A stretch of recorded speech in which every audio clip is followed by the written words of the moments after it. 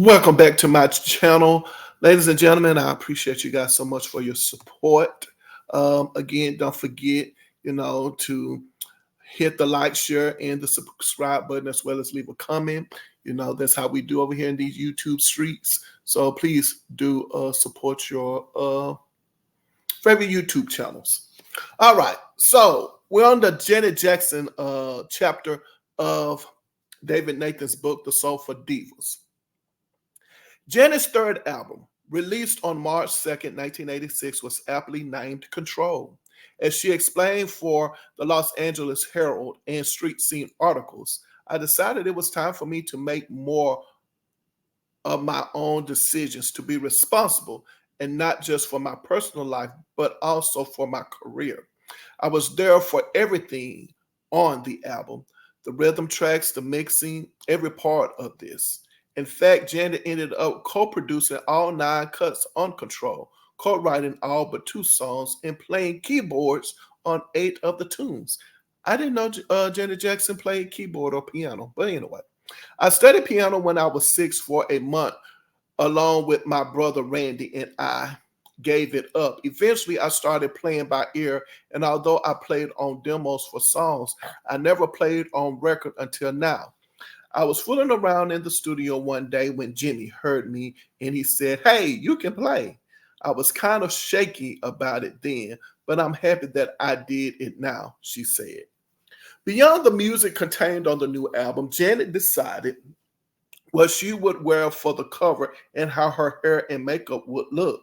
She also had final say over which photographs would be used for all the materials that would surround the release of the album.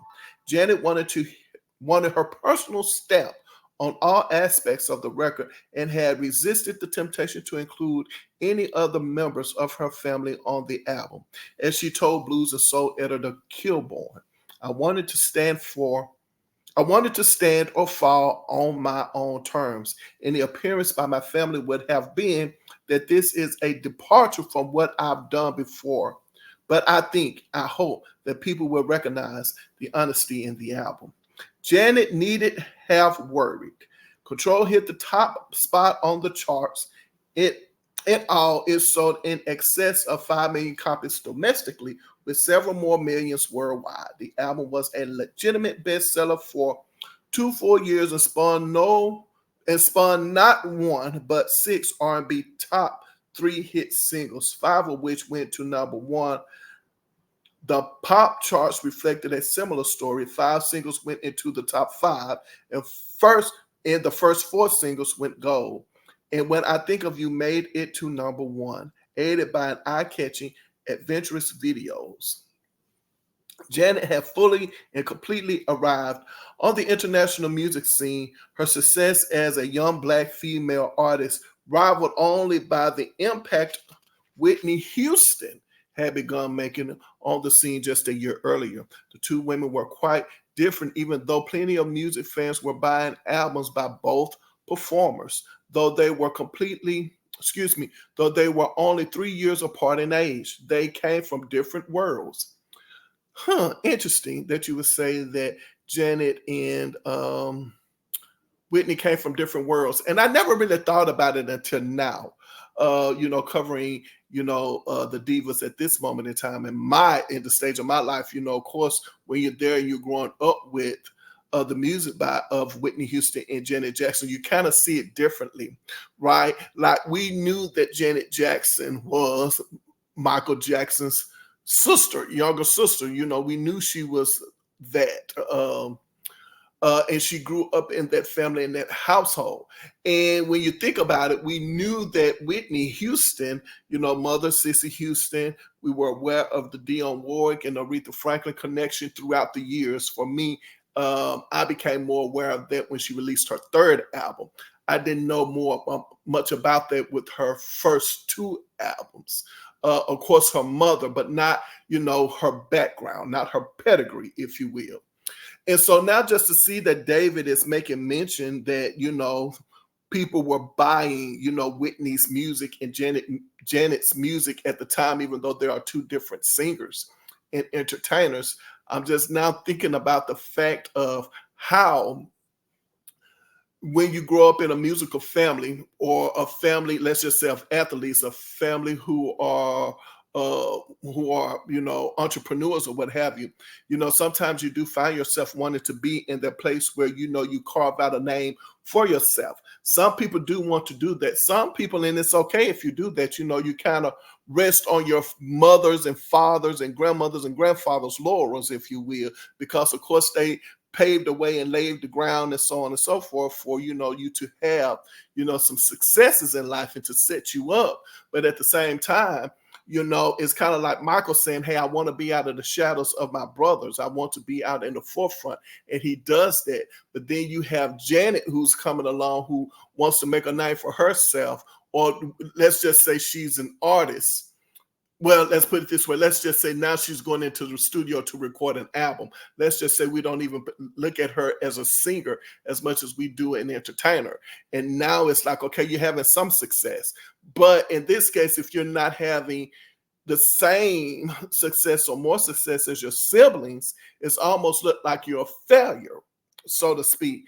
It's not looking at if you were if Janet did not have her siblings, if she did not have her pedigree, right, and she released those two albums probably would be considered. Um, I think we would probably be praising the first album probably more than the second album.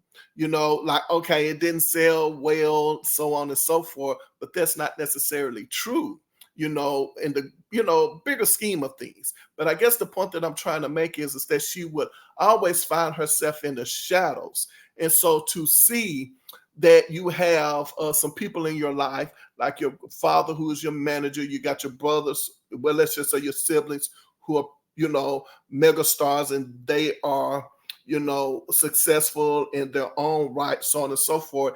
And now you want to be successful, but yet there are some people who are calling the shots, if you will, and it's not giving you the same results as the others. But at the same time, I would just like to think a person like Joe Jackson, who, you know, hey, I made your brother successful. I have the family being successful. And so here's what, just trust me on this one. It's going to take time. It's going to pay off. But then again, it's kind of like, hey, probably the way you need to pave the way for, you know, Michael and the other guys is probably not going to be the same way for me. I need a little bit more control and say so, you know, over my career, so on and so forth. And it's interesting that Janet will go on to say, hey, I wanted to make a record where they were out of the way. And now that I think about it, you know, I think that it was probably a good idea for Janet to do that, because if they are calling the shots, it's kind of like, hey, just trust me on this one. Whereas I'm pretty sure that Janet has some ideas probably with the first record and with the second record, so on and so forth. I would like to think it's the same thing with Michael Jackson. You know, eventually it's kind of like, hey, I want to do some things. It's kind of like, no, you can't do that.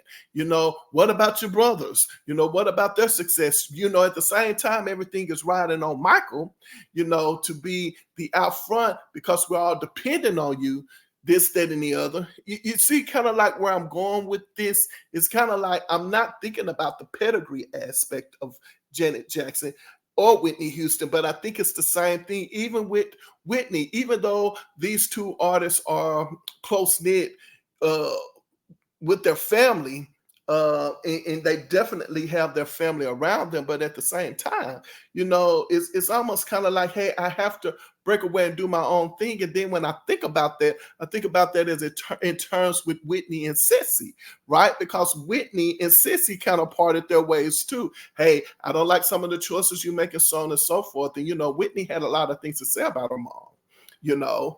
And I think, and oh Lord, let me hit the button, because I know, you know, how some of this stuff can be. But let's just say alleged. I do recall at one moment in time that Whitney Houston did say in an interview, or she was quoted as saying in a publication, that Sissy was kind of mean. You know, so she said that. And the same thing with Janet. You know, all of them have been saying the same thing about, you know, their parent, or at least about Joe. You know, he was mean. You know, they're saying he was abusive, you know, so on and so forth. So it is what it is, you know. But again, I don't know if you kind of handle. Well, I think so. Let me take that back. But I can't say so in this case, but I think you kind of, you kind of raise people for the most part the way you was raised. You kind of handle, let's just say, business affairs, maybe the way business affairs were handled with you, so on and so forth. So again, as I say, to see Janet wanted to break away from her family, I can understand that. But not only that, also the point that got me off track was pretty much noticing that, again, that's right. I keep forgetting when it comes to Janet and Whitney, they both have that family pedigree, and to see them being competed, how can I put it? In competition, let's just call it friendly competition, or we can call it contribution. You never really think about that from that perspective. It is what it is. But now let's get into when we're talking about talent, because I'm glad that I brought this up and I'm talking about it right now. Now we'll get back to reading some more paragraphs from this book, but I didn't know that Janet Jackson was, has some familiarity with instruments, particularly the keyboard, if you will. So the fact that she had contributed to her records, isn't that talent? Doesn't it take you have to be talented, you have to be creative. And I know we kind of pin the two of them together and say, oh well, Whitney is probably the better performer because she has the best range, she's the best vocally, so on and so forth. But don't you think at the same time that it takes a lot of talent to come up with some songs like When I Think of You, Nasty, Rhythm Nation, so on and so forth? You got to think that it has to take some talent. Like, to just say, that Janet Jackson is not talented because she doesn't have a 4, 5, 6, 12 octave range, but she has a decent voice tone, right? And so I think that alone, is talent in and of itself. I mean, now that I'm going now, let me just get back down to basic. Let's just talk about being in a music class. If you're taking that music appreciation class, right? And I'm just talking about, let's say you in I don't know, middle school or high school, and let's just start with let's say middle school, and the teacher calls you over, the music teacher calls you over for you to stand beside the piano, and she's playing and she was giving you some songs to sing, just trying to figure out what voice you have. Like, are you a tenor, soprano, so on and so forth? Are you an alto, right? And then it's like, okay, you're an alto, you're going to go over here in this section. And then all of you guys start singing and performing. And yeah, I would like to think that after a while, if you continue to hone that skill, you will know your lane. And so why is it that a person who has a decent tone, and let's talk about the ones who sing falsetto, right? I think, when it comes to falsetto, I think it's called like the false voice, like you're not really singing in your voice, so to speak. And so people are like, oh, when it's a nice falsetto, but you got other people who are looking at it like, yeah, but it's kind of like a false voice, a false singing voice, so on and so forth. But there are a lot of great falsetto singers out there. You understand where I'm going with this? So I think at the end of the day, these divas, these soul men are not going to be alike from a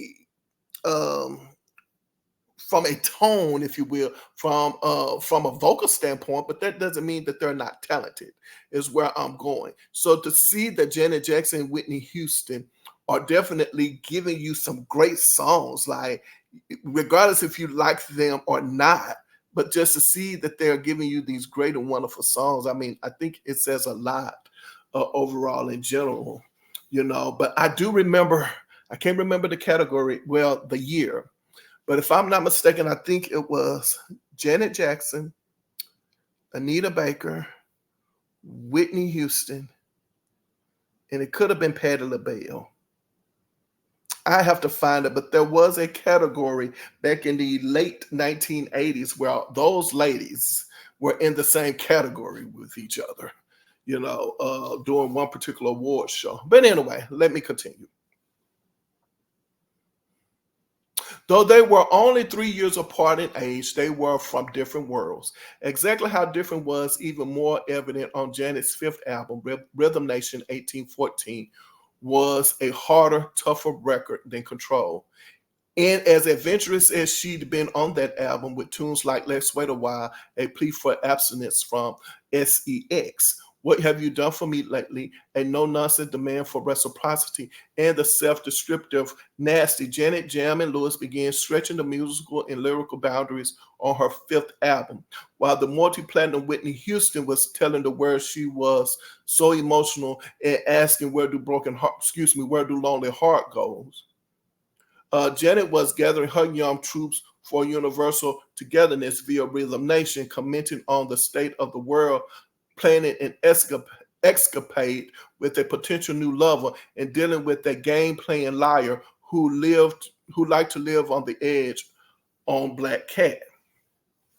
Rhythm Nation reflected a whole new level of musical exploration, heavy and industrial in places and with a much darker feel than Control. It also controlled domestically, racking up more than 6 million sales and was a global smash. If anyone was in doubt, Rhythm Nation made it clear Janet Jackson was no longer a little girl. She evolved into a mature young woman who understood that when she looked out into the world, she saw a lot of challenges for her own generation. Her attitude and approach bore some comparison to that taken by her megastar brother Michael, in much the same way that she'd created a niche as a musical adventurer. Janet was making her own mark.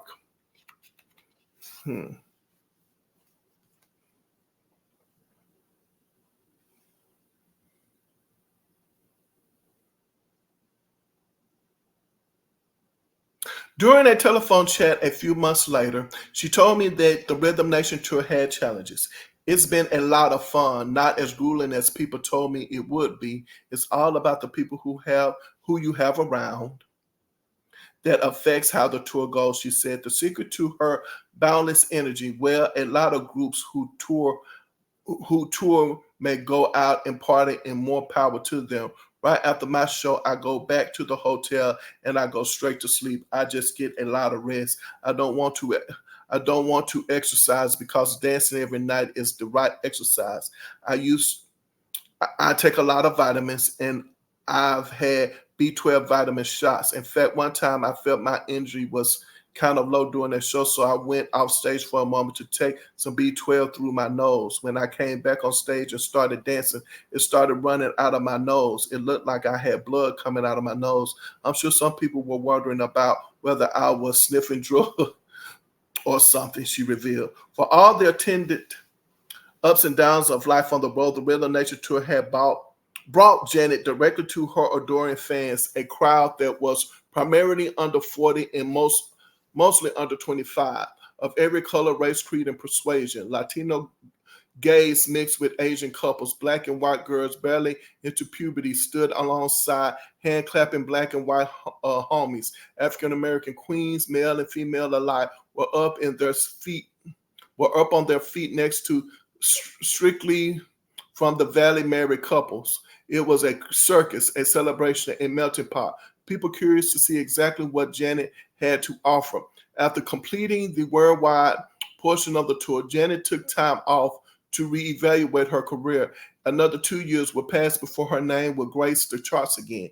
A Jam and Lewis produced duet with singer Luther Vandross on The Best Thing in Life Are Free from the movie Mo Money became a #1 R&B hit and a top 10 single in the summer of 1992. I can kind of stop right there. And pretty much I recall when that song was released, The Best Things in Life Are Free.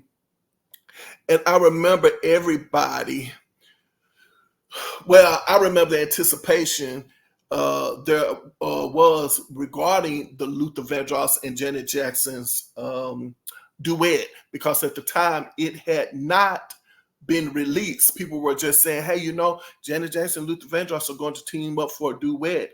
And I remember thinking to myself, oh my gosh, it's going to be the best duet ever. I just knew Luther Vandross was going to give us this slow ballad, and Janet Jackson is going to be singing along with it. And I just knew it was going to be like one for the record books. I just knew it. And I have to say, I was terribly disappointed when the song was released and it was an up-tempo song. And I'm like, huh? What? No ballad? Like, surely you guys could have given us a ballad. But anyway, it's not that the song was bad. It was just, I was distracted for a minute from liking the song. But very quickly, I jumped right into the groove of the song. I was like, oh, wow, this is a great song. It's a great song. I love the song, The Best Things in Life Are Free. And I've said it before and I'll say it again. I think it was really great when you think about it, because Luther Vandross, some of his popular songs are his up-tempo songs, where his songs that are hits on the charts, let's say it that way, are his popular songs, are the up-tempo ones, chart-wise, as well as Janet Jackson. I mean, you know, she has given us a lot of up-tempo hits as well, so it only made sense that, you know, hey, let's just keep it up-tempo. We don't have to slow this thing down. So again, it was a great album. It really was. But one thing that I want to talk about here, briefly as I come to a close, is the fact of how David described Janet Jackson's audience. I never looked at it that way, and I was wondering, since I've been comparing her to Whitney Houston, so to speak, I'm wondering how would we describe Whitney Houston audience? Because here David says, you know, the Rhythm Nation tour had brought Janet directly to her adoring audience, a crowd that was primarily under 40 and mostly under 25, of every color, race, creed, and persuasion. Latino gays mixed with African couples, mixed with Asian couples, Black and white girls barely into puberty stood alongside hand-slapping Black and white homies. African-American queens, male and female alike, were up on their feet next to Strictly from the Valley married couples. It was a circus, a celebration, a melting pot. People curious to see exactly what Janet had to offer. Yeah, you know, it's what it is. I mean, you know, there could be a lot of other people as well, but, you know, to describe Janet's audience like that, I think, you know, it's safe to say, you know, that's what her audience looked like. Whoa, wow, I tell you, that's a lot. But, you know, I've been reading here from David Nathan's book, The Soulful Divas, you know, his chapter on Janet Jackson. Again, I thank you guys so much for hanging out with me. Again, don't forget, if you made it this far into my commentary, I think it's only appropriate for me to ask you guys, hey, hang out with me, you know, support the channel. I appreciate it. Hit the like button, the subscribe button, the share button, leave comments, so on and so forth. I can't express my gratitude to you guys enough for that. And also over here, my motto is very simple. That is, put your behind where your heart desires to be. And whenever I leave my mother's presence, she always says to me, baby, remember, I love you, but God loves you best. I look forward to seeing you all next video. And until then, you should know what to do by now. Take care of yourselves. All right.